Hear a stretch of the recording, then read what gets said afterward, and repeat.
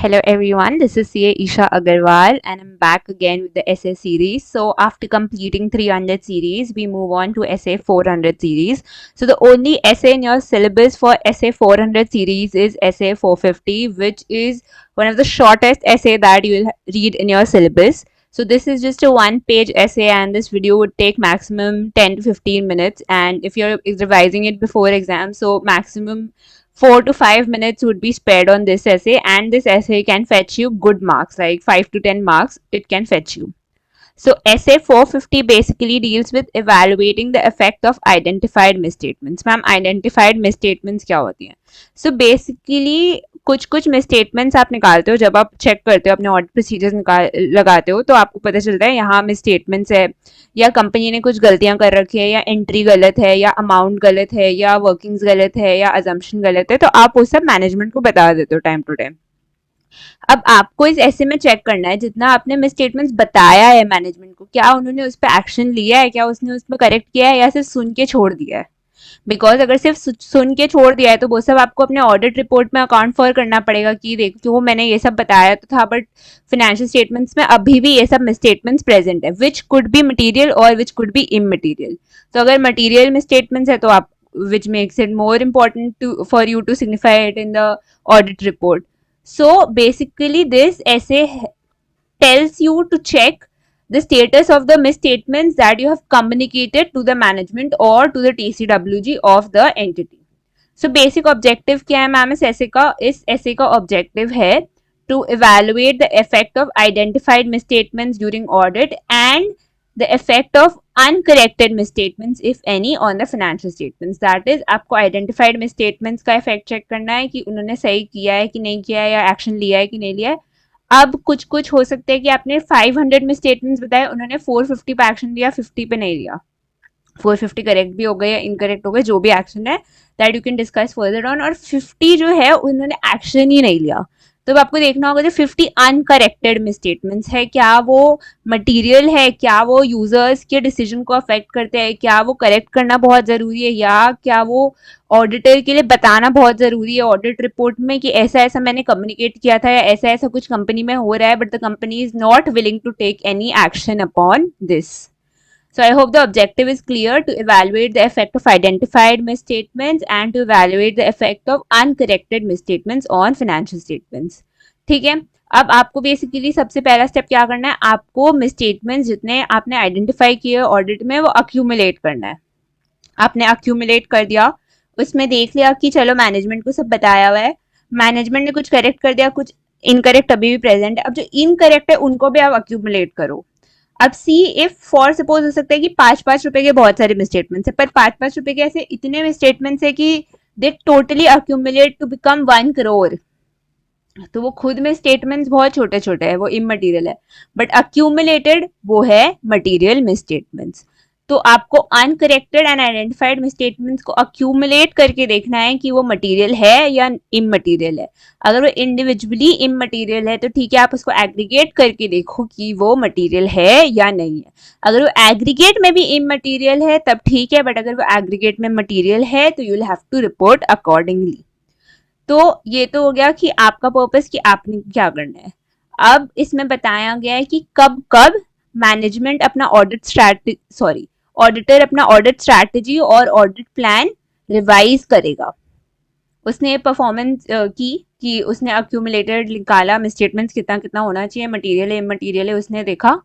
अब वो अपना audit strategy and audit plan change करना चाहता है. मैम ऐसा वो क्यों करना चाहते हैं, क्योंकि उससे पता चला जो आइडेंटिफाइड मिसस्टेटमेंट्स है उनका नेचर एंड उनका सर्कमस्टेंसेस ऑफ अकरेंस, मतलब जैसे वो अकर कर रहे हैं, वो उससे बताता है कि शायद अदर मिसस्टेटमेंट्स भी हो सकते हैं फाइनेंशियल स्टेटमेंट्स में of which he is not aware. जैसे अब सपोज उसे 5 रुपए की मिसस्टेटमेंट्स मिले, बट 5 रुपए के इतने सारे मिसस्टेटमेंट्स मिले, that is circumstances of occurrence बहुत ज्यादा है. तो उससे ऐसा लग रहा है कि सिर्फ 5 रुपए नहीं, यहाँ पे तो इस कंपनी में 100 रुपए 200 रुपए ऐसे बहुत सारे मिसस्टेटमेंट्स हो सकते हैं. Why? Because auditor is checking on the sampling basis. तो उसे 5 रुपीज वाले तो शायद मिले पर उसे 100 रुपीज वाले शायद नहीं मिले, बट क्योंकि 5 रुपीज वाले उसको इतने सारे मिले और इतने रेपिटेडली मिले तो उसको एक बिलीफ हो गया कि कंपनी गलतियां कर रही है अपने फाइनेंशियल रिपोर्टिंग प्रोसेस में, तो कंपनी में और मिसस्टेटमेंट्स हो सकते हैं। तो जब ऑडिटर देखते हैं कि इतने सारे मिसस्टेटमेंट्स है तो उसे लगता है ये अक्यूमुलेटेड मिसस्टेटमेंट मटेरियल हो सकता है, तो उसे अपना ऑडिट प्लान और ऑडिट स्ट्रैटेजी रिवाइज करने की ज़रूरत है।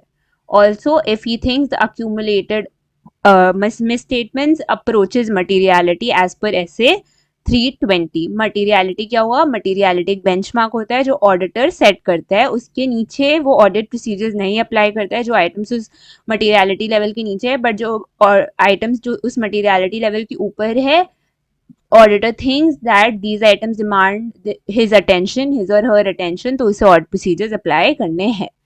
तो उन आइटम्स पे वो ऑडिट प्रोसीजर्स अप्लाई करता है। तो इसमें बोला गया है कि अगर मिस स्टेटमेंट्स आपका मटीरियलिटी लेवल भी क्रॉस कर दे, दैट इज अगर सपोज था कि 10% के नीचे मैं नहीं चेक करूंगा, पर मिस स्टेटमेंट्स बता रहे हैं 20% या 30% मिस स्टेटमेंट्स हो सकते हैं इस ऑर्गेनाइजेशन में, तो वो आपका मटीरियलिटी लेवल क्रॉस करता है। तो आपको तब समझ में आता है फिर से मुझे अपना ऑडिट प्लान या ऑडिट स्ट्रैटेजी रिवाइज करनी है। फर्स्ट स्टेप क्या हमने सीखा था कि आप अक्यूमुलेट कर लो अपना में स्टेटमेंट्स, तो आपको समझ में आएगा मटेरियल है या इमटेरियल। फिर आप ऑडिट प्लान और ऑडिट स्ट्रैटेजी अपना रिवाइज कर लो अगर आपको दो चीज़ों का शक है। पहला कि और में स्टेटमेंट्स हो सकते हैं जो आपने आइडेंटिफाई नहीं किए हैं, और उसके वजह से आपको अपना प्लान रिवाइज कर देना चाहिए, क्योंकि आपको लग रहा है इस कंपनी में कुछ मटेरियल मिसस्टेटमेंट हो सकता है। क्यों? क्योंकि आपको जो मिसस्टेटमेंट्स मिले वो बहुत रेपिटेटिव मिले, या उनका नेचर ऐसा है कि आपको लग रहा है कि दूसरे मिसस्टेटमेंट्स भी हो सकते हैं। I need to change my plan to identify more of the misstatements. और या फिर आपको लग रहा है कि जो आपने अक्यूमुलेटेड मिसस्टेटमेंट्स निकाला है वो मटीरियलिटी लेवल को क्रॉस कर रहा है, तो आपको अपना ऑडिट प्लान चेंज करना है कि आप कोई ऐसा ऑडिट प्लान इंप्लीमेंट कर पाओ जिससे आप और मिसस्टेटमेंट्स ढूंढ पाओ। ठीक है, अब आपने मिसस्टेटमेंट्स ढूंढ लिया, कर लिया, उसके बाद आप मैनेजमेंट को बोलोगे कि management kindly examine these misstatements. आपने मैनेजमेंट को कम्युनिकेट किया। It's always said that time to time communication होना चाहिए मैनेजमेंट को। ऐसा नहीं है ऑडिटर ऑडिट कर रहा है तो वो सोचेगा कि हम 2 महीने बाद ही सब कुछ कम्युनिकेट करें। If you are communicating itself so later, how do you expect the management to correct it in just 1 week और 1 डे और 5 डेज? कैसे होगा?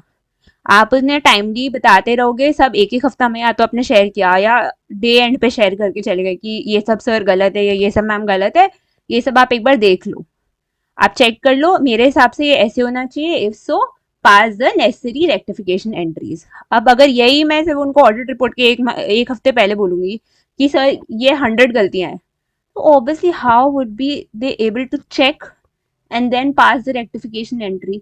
तो इट्स वेरी इंपॉर्टेंट कि आप टाइम टू टाइम कम्युनिकेट कर रहे हो मैनेजमेंट से। तो आपने सपोज कम्युनिकेट कर दिया, अब मैनेजमेंट क्या करेगी? एग्जामिन करेगी उस आइटम को कि मिसस्टेटमेंट्स एक्चुअली एग्जिस्ट करते हैं या कोई और एक्सप्लेनेशन है that management can give you कि वो मिसस्टेटमेंट्स नहीं है, वो दैट्स जस्ट अजम्पशन डिफरेंस, या फिर वो सिर्फ एक अप्रोच का डिफरेंस है, या there is some other entry also related to it which they are yet to record in the financial statement. So management can put over their reasons कि वो उनको क्यों लगता है वो मिसस्टेटमेंट नहीं है। बट अगर उनको लगता है तो फिर उनको further audit further procedures perform करने होंगे टू अंडरस्टैंड कि एक्चुअल मिसस्टेटमेंट्स कितना है। जैसे मैंने बता दिया एज एन ऑडिटर कि सर इसमें मिसस्टेटमेंट है इस आइटम में, तो वो एग्जामिन करेंगे, फिर उसमें परफॉर्म करेंगे procedures to understand actual amount of misstatement कितना है। फिर जब उन्होंने एक्चुअल अमाउंट पहचान लिया है तो फिर उसके बाद वो एंट्रीज पास करेंगे to understand to rectify the financial statements. ठीक है, तो सबसे पहले आपने क्या करना है? आपने कम्युनिकेट करना है। मैनेजमेंट ने क्या करना है? मैनेजमेंट ने एग्जामिन करना है उस आइटम को जिसमें मिसस्टेटमेंट एग्जिस्ट कर रहा है, परफॉर्मेंस करनी है प्रोसीजर्स की so that they are able to get the actual misstatements, and then उसके बाद नेसेसरी रेक्टिफिकेशन एंट्रीज पास करनी है। इसके बाद ऑडिटर का ड्यूटी क्या बनता है? ऑडिटर का ड्यूटी बनता है कि वो फिर प्रोसीजर्स अप्लाई करे, फिर वो चेक्स अप्लाई करे देखने के लिए कि जो भी उन्होंने प्रोसीजर या जो भी उन्होंने रेक्टिफिकेशन एंट्रीज लगाई है वो सही है या नहीं, या उसमें भी अभी भी कुछ अनकरेक्टेड मिसस्टेटमेंट्स रह गए हैं। ठीक है, तो ये हो गया ऑडिटर और मैनेजमेंट का purpose. Next is upon communication, which I have already explained कि communication is very important. Time to time communicate करना होगा ऑडिटर को।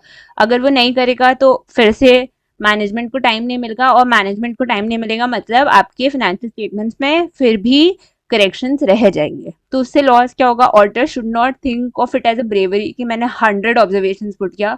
आई said you in the first class also, auditor's duty is to examine the financial statements and make it as clean as possible. So his reward is when the financial statements are very clean. That is with his support, company कितना books clean कर पा रही है, मतलब कितना clean रख पा रही है. His yet again his bravery is not in filing कि मैंने शेयर होल्डर्स को दिखाया कि मैंने कितना काम किया है और क्या क्या काम किया है.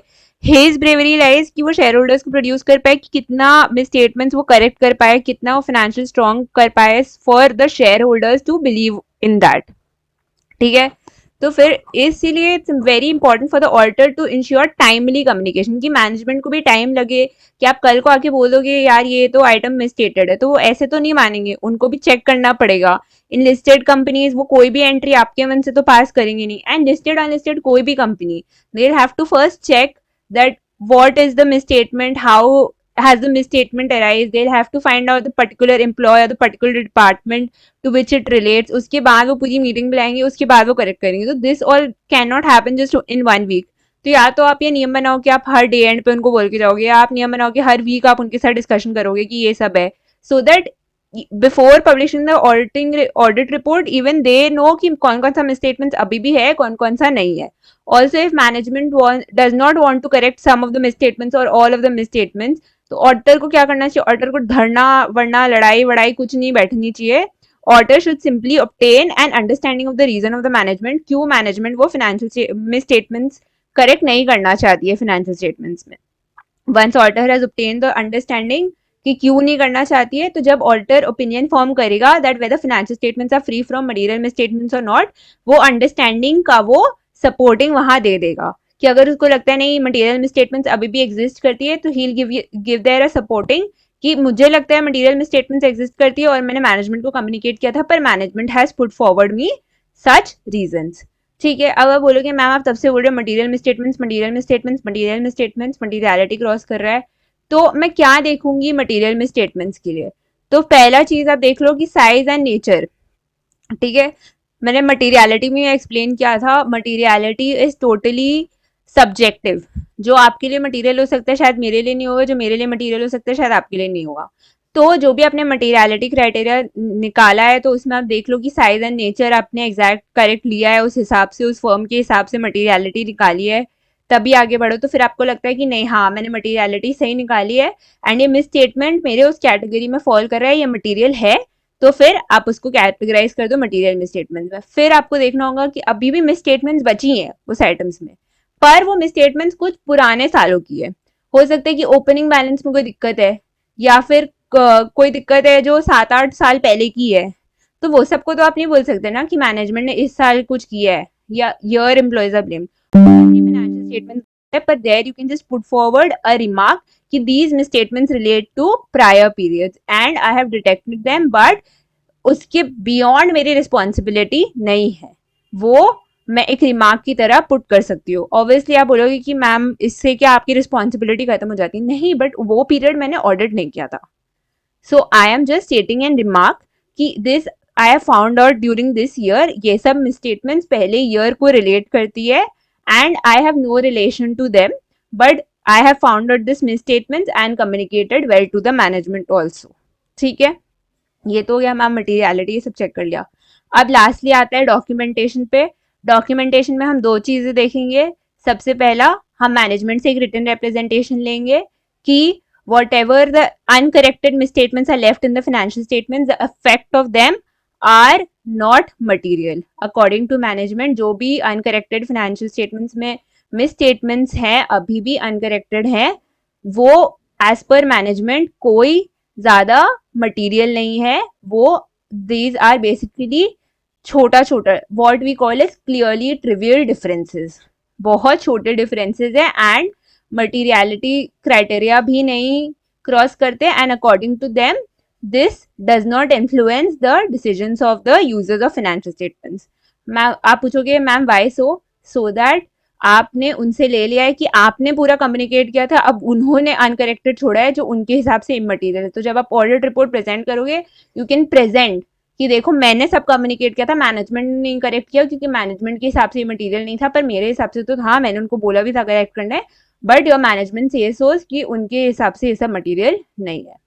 एज ऑडिटर हमारी डॉक्यूमेंटेशन क्या होगी, सबसे पहले amounts below which we consider that misstatements are immaterial और आर वेरी ट्रिवियल। हमने सोच लिया कि 10% के नीचे जो हमने मटेरियलिटी निकाला था कि उसके बिलो हम नहीं चेक करेंगे, या फिर उसके बिलो हमने जो मिसस्टेटमेंट्स डिटेक्ट किया वो हमें लगा कि ठीक है अनकरेक्टेड रहने से भी कोई दिक्कत नहीं है, तो या आप very nicely you can put forward it कि देखो इसके बिलो मेरे को नहीं लगता है कि आपको फर्क पड़ेगा, बट स्टिल आई एम स्टेटिंग कि इसके बिलो मैंने मिसस्टेटमेंट्स नहीं करेक्ट कराई हैं, अगर करेक्ट हुई हैं तो ठीक है, नहीं करेक्ट हुई है तो that's not a matter of fact, because ये बहुत छोटी डिफरेंस है। As I said 5 rupees 5 rupees 5 rupees, अब ऐसा हो सकता है कि उसमें 1 करोड़ में उन्होंने 99.95 लैक्स करेक्ट कर दिया, बहुत छोटा अमाउंट रह गया, तो अब वो आप पे है। अब आपको लगता है कि नहीं यार पूरा ही तो करेक्ट हो गया, बहुत छोटा सा रह गया, कोई फर्क नहीं पड़ेगा ज्यादा, तो आप लिख दो उसमें कि इसके अमाउंट के नीचे हमने कंसिडर किया कि इमटेरियल है तो वो फर्क नहीं पड़ना चाहिए। ये हो गया। फिर आप देखोगे कि जितना डॉक्यूमेंट करोगे कि आपने जो जो मिसस्टेटमेंट्स आइडेंटिफाई किए थे ऑडिट में वो आपने अक्यूमुलेट कर दिया है, और उसका इफेक्ट क्या है आज की डेट पे फाइनेंशियल स्टेटमेंट्स में, कि आपने जो जो मिसस्टेटमेंट्स आइडेंटिफाई किए थे उसका क्या हुआ फाइनेंशियल स्टेटमेंट्स में, या तो वो करेक्ट हो गए, अनकरेक्ट इनकरेक्ट रह गए, या फिर मैनेजमेंट ने कोई एक्शन लिया नहीं लिया, ये सब सब आप उसमें लिख दो। और लास्टली आप देखोगे, आप अपना कंक्लूजन फॉर्म करोगे ये सब के बाद, whether financial statements are free from material misstatements और नॉट, जो हमने ऑब्जेक्टिव पढ़ा था ऑडिटर का इन द फर्स्ट ऐसे 200, आपको लास्ट में इस ऐसे के हिसाब से वो कंक्लूजन मिल जाएगा। जब आप इफेक्ट देख लोगे सब में स्टेटमेंट्स का, तो you will be able to conclude कि फाइनेंशियल स्टेटमेंट्स में अभी भी मिसस्टेटमेंट्स हैं या नहीं है। Thank you, I hope I could make you understand. बहुत छोटा ऐसे है, don't leave it just because कि यार मैम ऐसे फोरन सीरीज में एक ऐसे था छोड़ दिया, क्वेश्चंस आते हैं इसमें से, एंड एज आई सेड मतलब रिवीजन में आपको max to max 4 to 5 minutes लगेंगे, so just spare 4 to 5 minutes and they can it can fetch you next day 5 to 10 marks. तो 5 मिनट्स के लिए मत छोड़ना है, चैप्टर जरूर करके जाना। And thank you, I hope I could make you understand. 1.5x पे देख लेना if you are at loss of your time just before the exams, तभी भी चलेगा, बट करके जाना। Thank you.